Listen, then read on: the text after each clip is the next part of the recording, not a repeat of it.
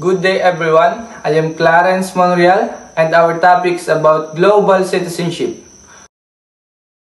What is global citizenship?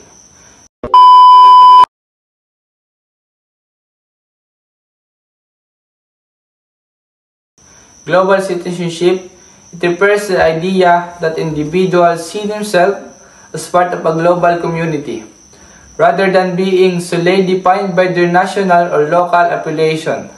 It emphasizes interconnectedness, responsibility, the commitment to the well-being of the planet and its inhabitants. This includes understanding global issues, respecting diverse cultures, and actively contributing to a more sustainable and equitable world. It has 6 key aspects of a global citizenship.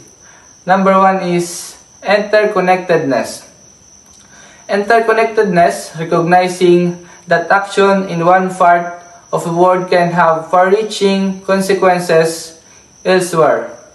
There is the example of interconnectedness. And number 2 is cultural awareness and respect. Cultural awareness and respect, understanding and appreciating the diversity of cultures, beliefs, and perspectives around the world. And this is the example. Next is social responsibility. Social responsibility, taking action to address global challenges such as poverty, inequality, and environmental degradation. And there is the example. Next is active participation. Engaging in activities that promote positive change at local, national, and international levels. And there is the example. Next is mindset and actions. Global citizenship is not just a concept but also a way of thinking and behaving, encompassing both awareness and practical engagement. And there is the example.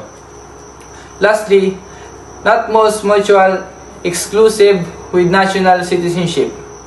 Individual can be both national citizens and global citizens, with the latter concept enhancing their understanding and engagement with the global.